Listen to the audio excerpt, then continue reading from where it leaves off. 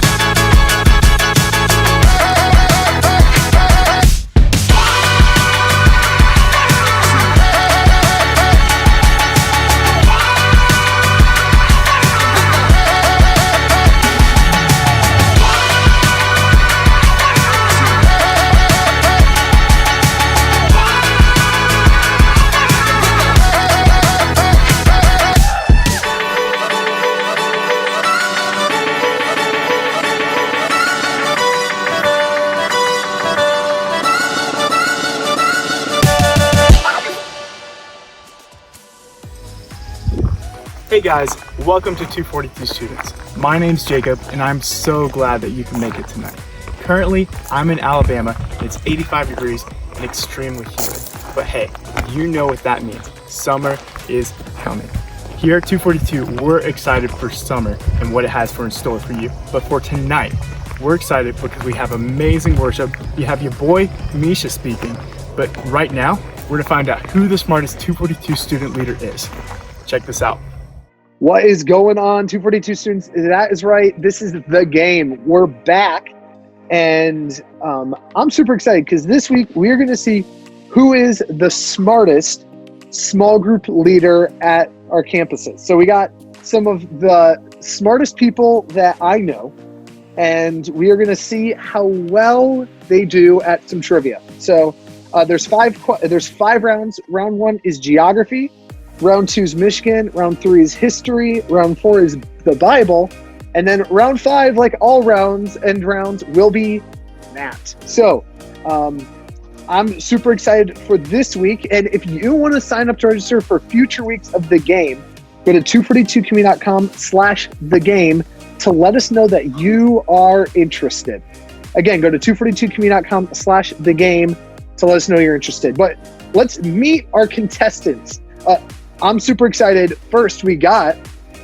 I'm Todd. I'm from Ann Arbor. I've been working with students for about 4.5 years, and I work in information technology at a research and development company doing engineering and simulation software. So I'm so confused already.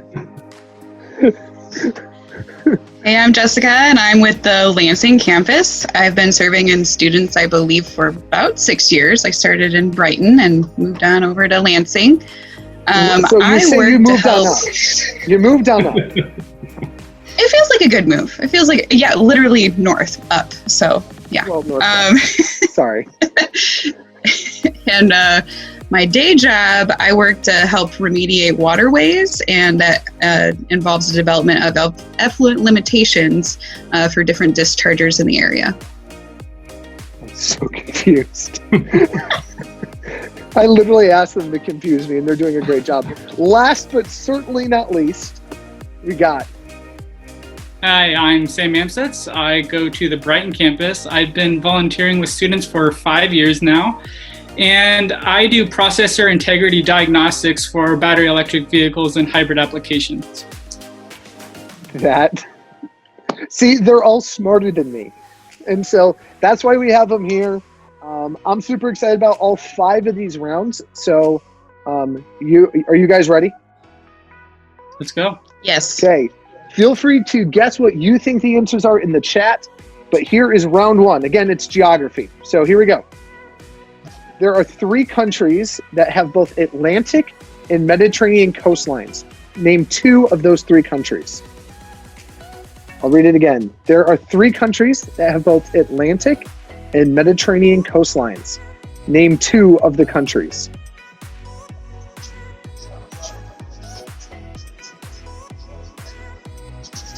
Okay.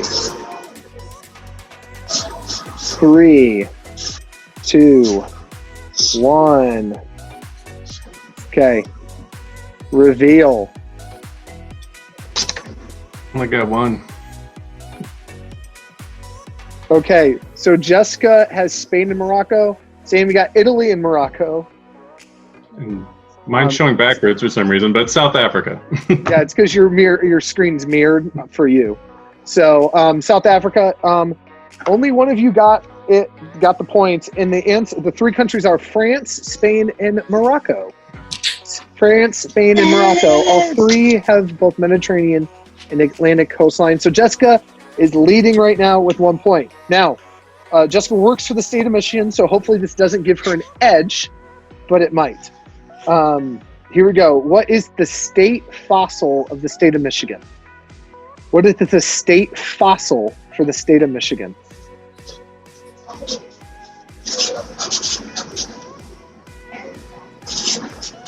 Okay.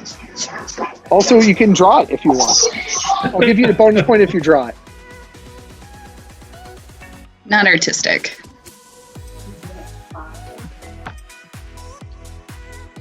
3, 2, 1, reveal. Oh. So Todd said mammoth, and everyone else said Petoskey stone. So Todd is correct. It is the mastodon, or which Ann Arbor thing. Yep, it was found outside of Owasso. The biggest one was found outside of Owasso, and it's currently at U of M. The Petoskey stone is the state stone. But it's a fossilized stone. It's a fossil. It's the state stone. You can take that up with Michigan.gov. Good job, Todd. So we've seen it like every week. It's in a museum not far away. he knows the way. He knows how to get there. That's this right. Is the way, guys. This is the way. Here we go. The way. Round 3's history. Name the 2nd president of the United States of America. Name the 2nd president of the United States of America.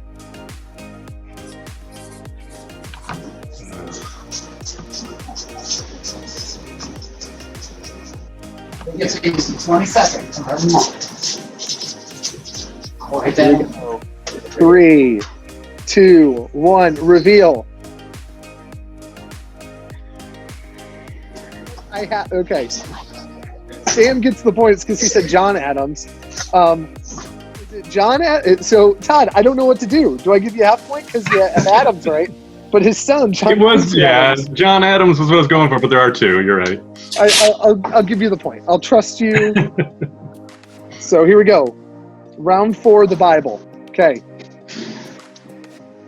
The question was for our staff people, what word is most frequent in the Bible? Or the actual phrasing was, what is the word that is most frequent in the Bible? The answer is the. But the question for you all is, what is the exact middle book of a standard Bible? What is the exact middle book of a standard Bible?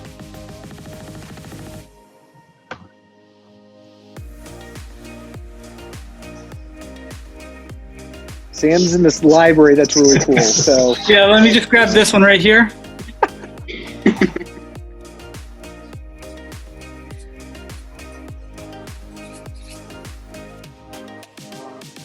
okay, I don't know how I'm feeling about this. 2, 1, reveal.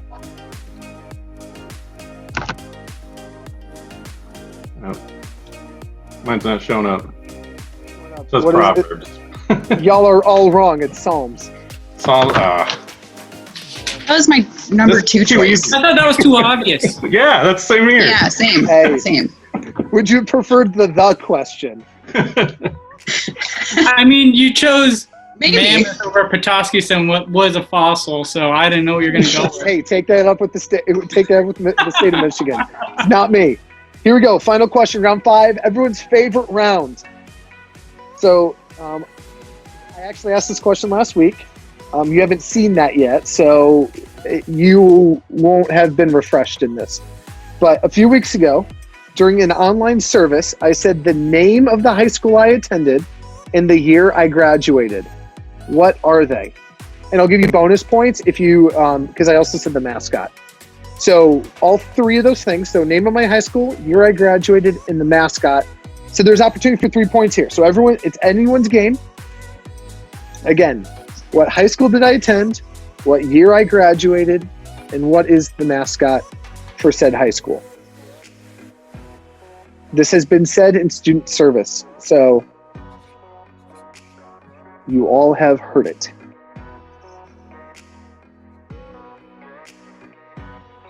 And again, if you want to play next week or an upcoming week, go to 242community.com/thegame to let us know that you want to play. We're going to be doing this all summer, so it's not just going to be trivia too. So make sure to let us know you want to play. Okay, here we go. 3, 2, 1, reveal.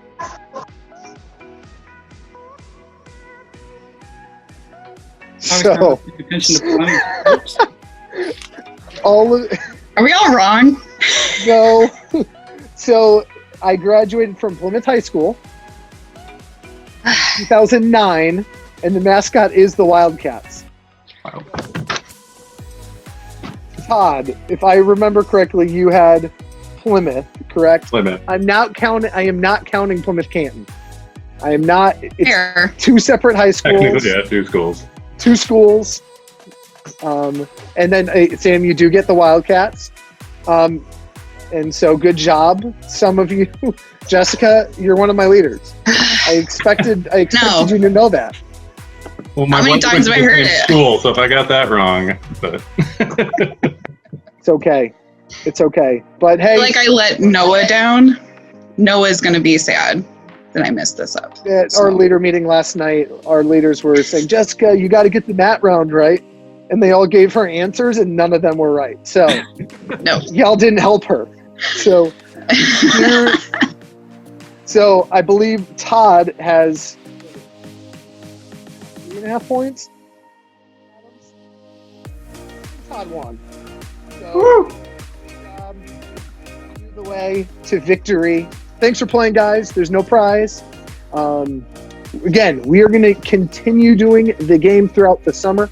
So do not miss out on being a part of this. So go to 242community.com to let us know that you want to play. See you guys.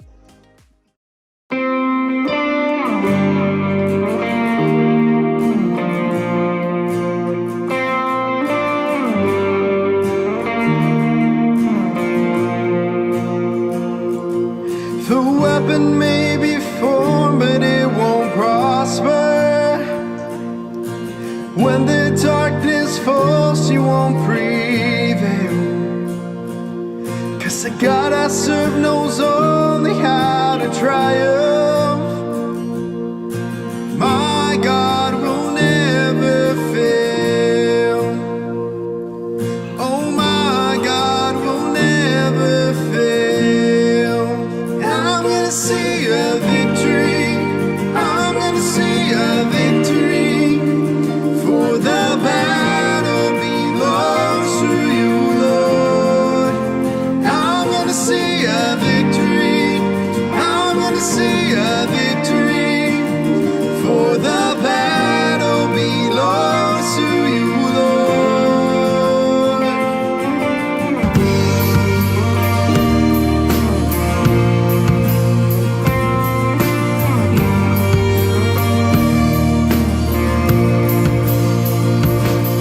There's power in the mighty name of Jesus.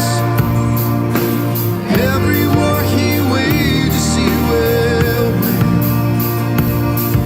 Oh, I'm not backing down from any giant, 'cause I know how this story ends. Yes, I know how this story ends. I'm gonna see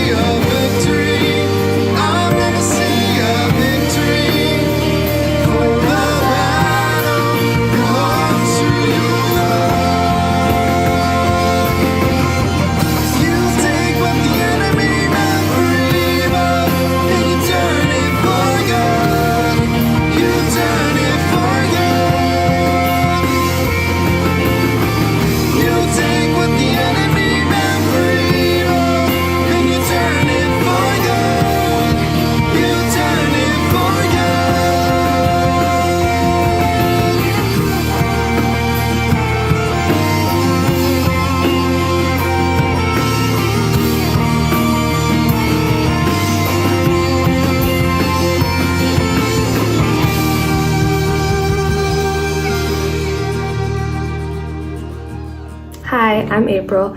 I go to the Brighton 242 campus, and I'm just on here to kind of talk about my testimony and a little bit about my baptism story. So, before I got baptized, I had a pretty good childhood, I would say, but there were, some stuff, especially at home. My home life wasn't the healthiest. There were times where I was really confused as to what was kind of going on, and there's just a lot of adult stuff that I had to deal with, if that makes any sense. And I never really understood how bad it was until my mom signed me up for Spring Hill.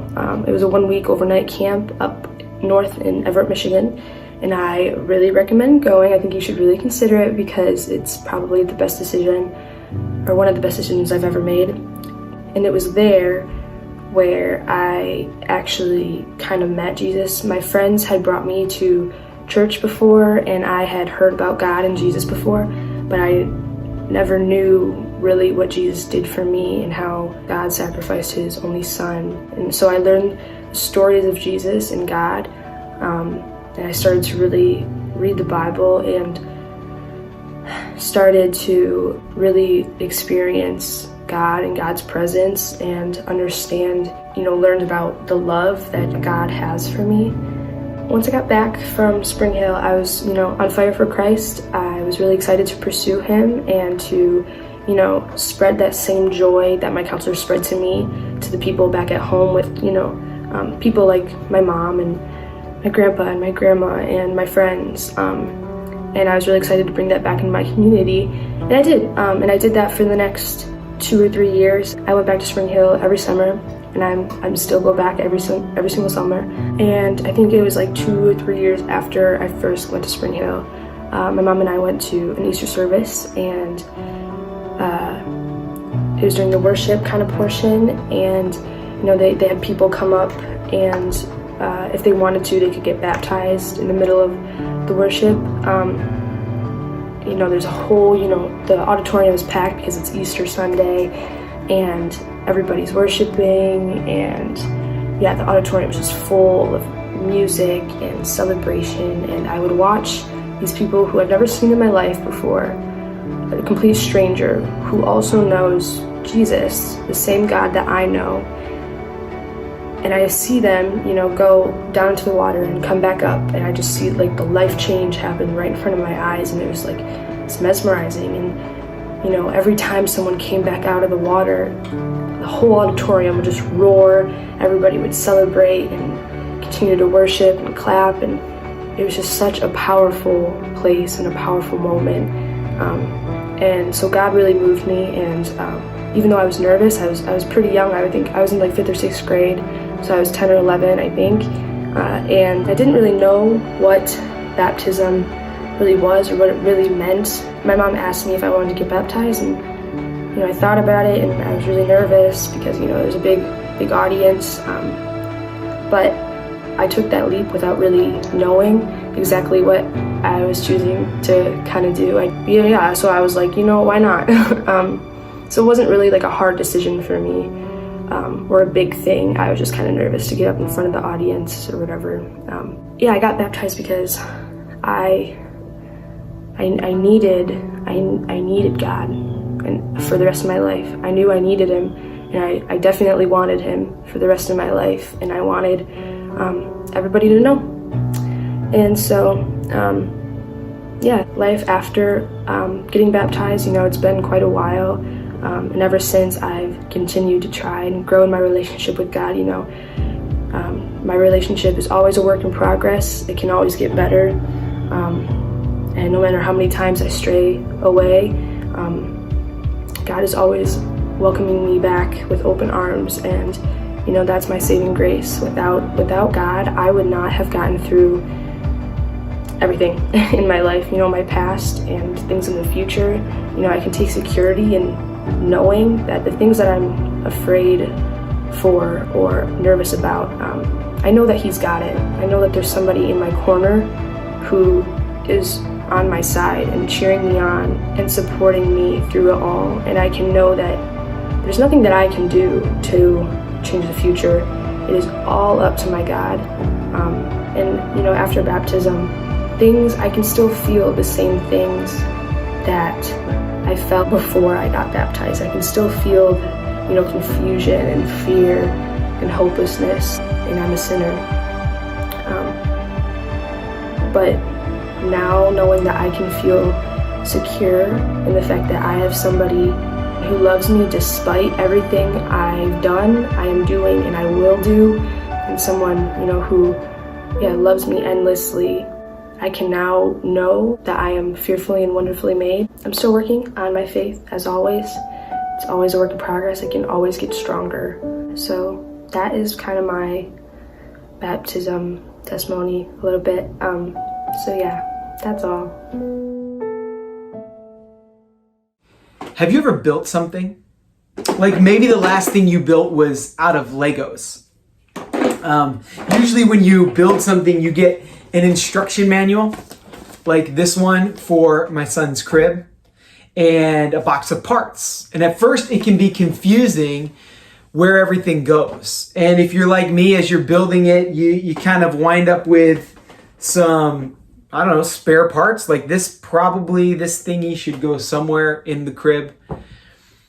And maybe if you're also like me, you think, maybe they just gave us some extras just in case. Here's a pro tip.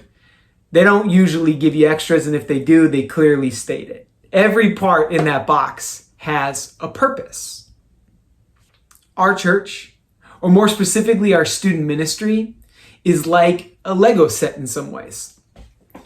And you are like a Lego. We all are a Lego. We each have a purpose. We each have a role we play. We each have something unique that we have to offer. But just like when you start building something, sometimes it's difficult to understand where you fit in. Maybe you look around and you see people singing or playing guitar and you're like, well, I don't have those skills. Maybe you see that there's a role to like shake people's hands or high five and greet them, and you're like, first of all, I don't want to get COVID, and second of all, I don't even like people. I'm not the type of person you want to greet people. For you, you might look at some of the things that people are doing and say, I don't know if I really fit in.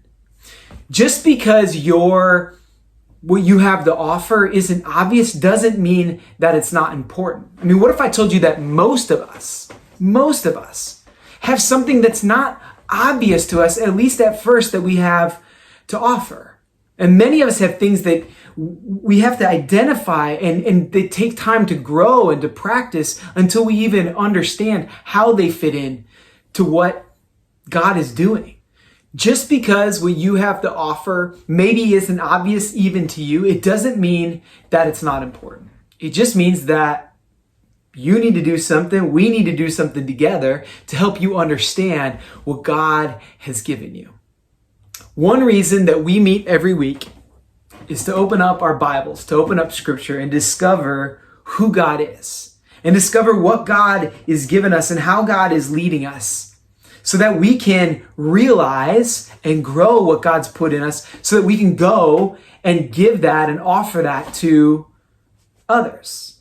I'm not sure how you wound up watching this video or how you wound up being a part of 242 Students. Maybe a girlfriend or boyfriend invited you. Maybe a friend invited you or shared this link with you. Maybe you came to an event and now you just get invited to everything we do. Maybe your parents go to 242 and they told you you should come be a part of our student ministry. Maybe you got a handout or a flyer, or maybe you were just looking for a place to take your next step with God, and 242 Students just happened to be a place where you could do that. I know I grew up going to a church because my family went to that church. And I got involved going to the youth ministry because they did a New Year's Eve Nerf war thing every New Year's Eve.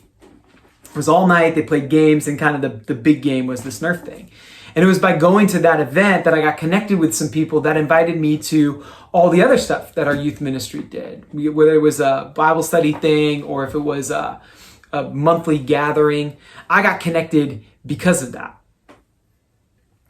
there's a chance that if you've been involved with only some of the stuff that we do at 242 Students, that you could think that we just exist for having fun or entertaining you or trying to make you laugh. You might think that all we do is small group stuff or charge a whole bunch of money for people to go to summer camp. Let me make this really, really clear. 242 Students exists to help you take your next step with God. We are for you so that you can be for the people that you interact with every day. We exist for you so you can be for the world. Today, we're going to look at what the Apostle Paul said about this, because he wrote a letter to the church in Corinth, and where he's talking to them about their purpose and what they have to offer. And we're going to talk about this because you have a purpose. You have something to offer, and it's so important that you bring what you have to offer. Now, in this passage, Paul is going to talk about us together as like a body. I think that if Paul had a Lego set, he would have said that we're like a Lego set. But instead, he's saying that we're like a body because that's what he had to work with. And he's going to talk about how each of us play a part in that body. When he talks about the body, you can just think of that as like our student ministry or our church as a whole. This is what he says. He says, 1 Corinthians 12:14, the body is not made up of one part, but many. Now, if the foot should say, I'm just going to do what I think my foot would sound like. If the foot should say, but I'm not a hand, I don't belong to the body, it doesn't for that reason stop being a part of the body. And if the ear should say, because I'm not an eye, I don't deserve to be a part or belong to be a part of the body, it would not for that reason stop being a part of the body. I don't know if your ears sound as annoying as mine do. But here's what Paul's trying to get at. What he's saying is, like, just because you look around and see other people doing certain things that you don't feel like you do, it doesn't mean that you're not a part of the body, right? Just because you don't have the role that is on a stage, or you don't have the role that like fits perfectly into something that we already have a role for, doesn't mean that what you have to offer isn't very, very important. He goes on, he says, if the whole body were an eye, where would the sense of hearing be? And if the whole body were an ear, where would the sense of smell be? But God has placed the parts of the body, every single one of them, just as he wanted them to be.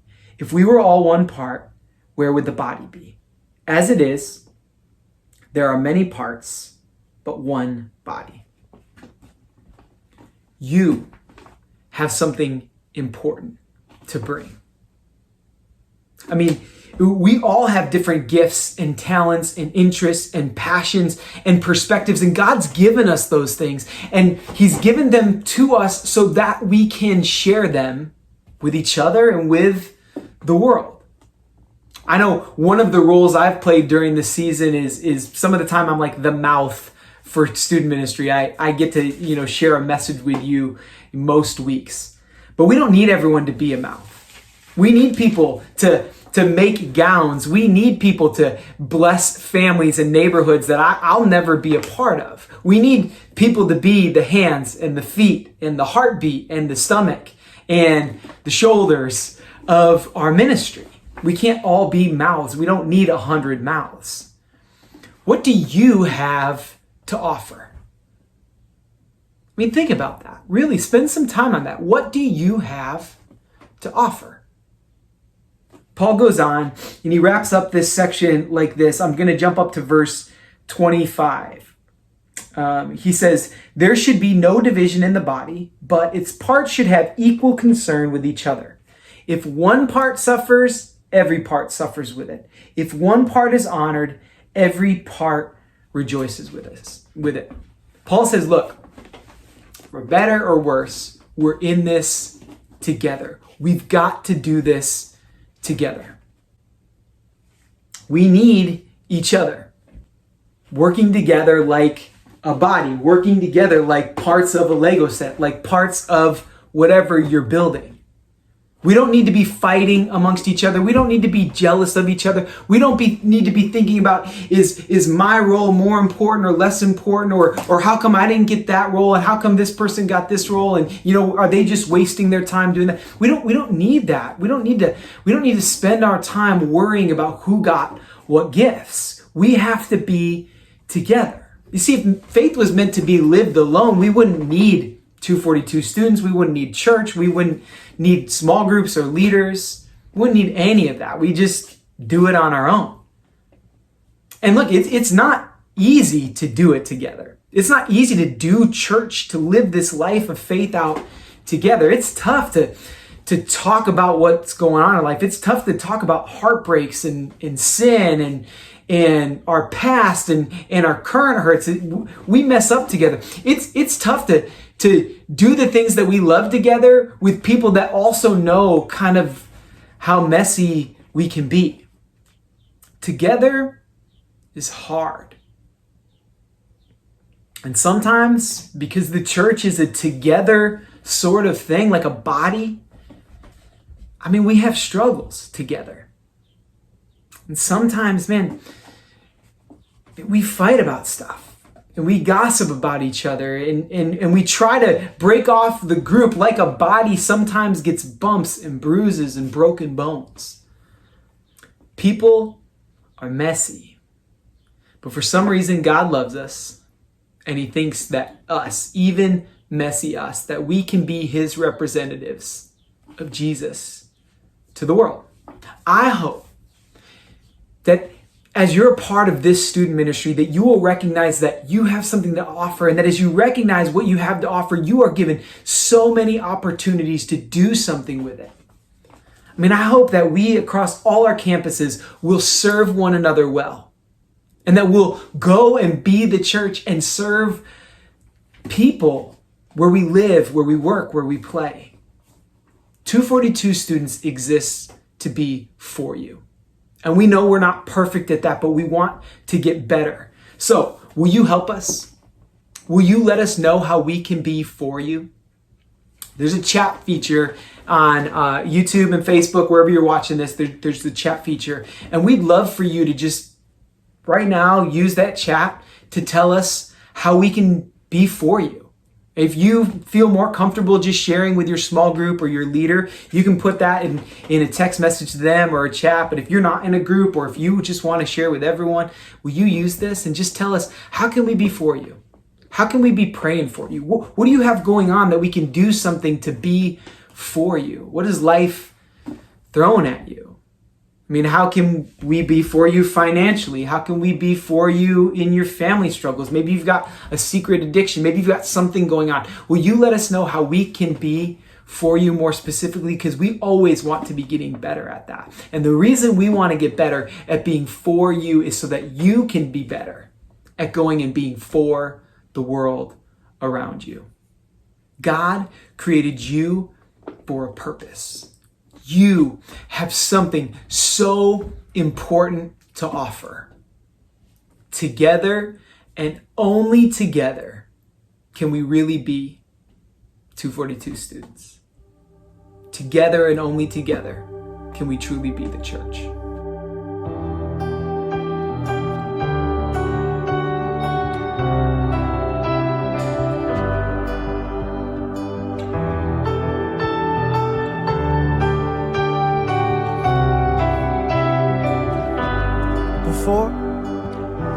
Before I spoke a word, you were singing over me.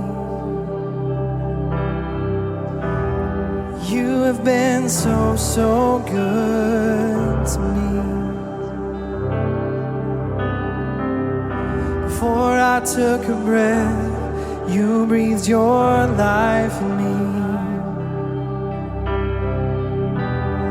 You have been so, so kind to me. And oh, the overwhelming, never-ending, reckless love of God. Oh, it chases me down, fights till I'm found, leaves the 99. I couldn't earn it, I don't deserve deserve it, still you give yourself away. Oh, the overwhelming, never-ending, reckless love of God. Yeah.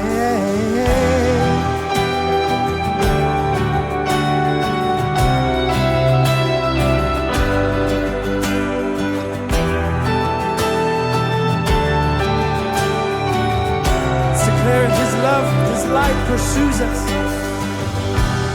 When I was your foe, still your love fought for me. You have been so, so good to me. I felt no worth, you paid it all for me. Been so, so kind to me. Come on, declare. Oh, the overwhelming, never-ending, reckless love of God. Oh, it chases me down, fights till I'm found, leaves the 99. I couldn't earn it, I don't deserve it, still you give yourself away. Oh, the overwhelming, never-ending, reckless love of God. Yeah.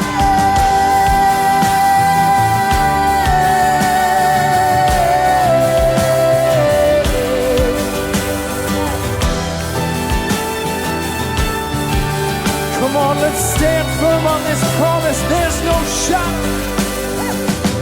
There's no shadow you won't light up, mountain you won't climb up, coming after me. No. There's no wall you won't kick down, lie you won't tear down, coming after me.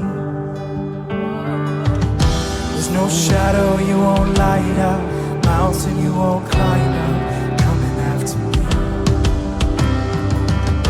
There's no wall you won't kick down, lie you won't tear down, coming after me. No. There's no shadow you won't light up, mountain you won't climb up, coming after me. Come on, declare.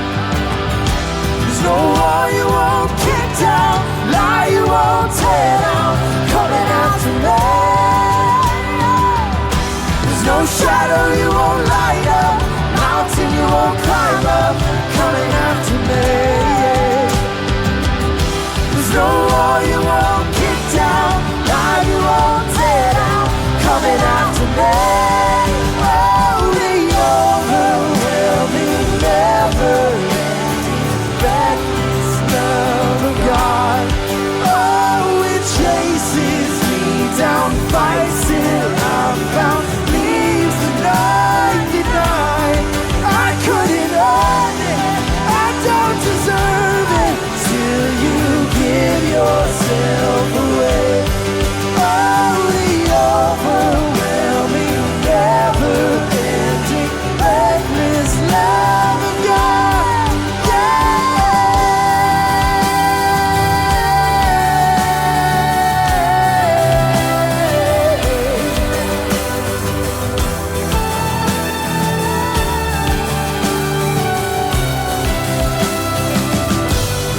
Thank you, Jesus. Hey guys, thank you for joining us for this episode of 242 Students Online. If you haven't yet, fill out our Next Steps card in the description below. The Next Steps card will help us connect you with students just like you in a small group. And small groups is where we believe community happens. So if you haven't yet, go ahead and do that, and we'll see you next week.